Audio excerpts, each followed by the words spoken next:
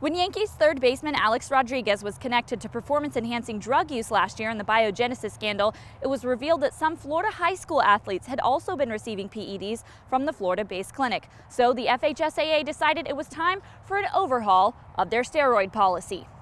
The governing body changed the bylaws wording, adding human growth hormone and Schedule III narcotics to the list of banned substances and providing some exemptions for medical conditions. We're trying to raise the level of awareness and educate is really the primary focus. Student athletes, coaches, parents, the public at large. But will the change in definition change the use of steroids in high school sports? I know at least one person, and I'm only a sophomore, that gets away with it.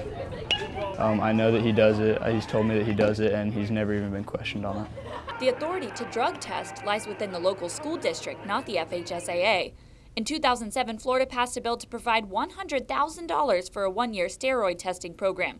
But after only one of 600 students tested positive, the state funding was not renewed. Thanks to budget cuts, now only 7 counties, shown in blue out of the 41 I spoke to, even had random street drug testing programs. Those cost about $30 per test compared to upwards of $150 a pop for steroid tests. None of them still test for steroids. There are so many budgetary issues in high school athletics, this is probably not at the top of them. Yet students say competitive recruiting heightens the temptation. There is added pressure because if you think about it, the best player on every single high school baseball team, that's who makes it to college. A lot of times it's the best player out of the whole county, and that's one person, so it is very, very hard to get to be that player. But some say it's not as big of an issue as the biogenesis situation makes it seem. I think that if we continually bring education programs to our coaches and we can deliver it to the students, I think that's what we have to work with. Without funding, the biggest deterrent to steroid use lies within the power of the coaches. You know, I tell them it's kind of cheap. You know, you feel a lot better when you work hard, and I feel very strongly about that.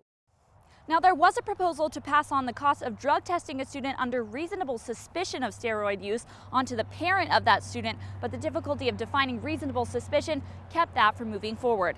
FHSAA officials say corporate sponsorship is really the only way counties can fund steroid testing in their schools. Reporting from the Florida High School Athletic Association for WUFT News, I'm Tori Petry.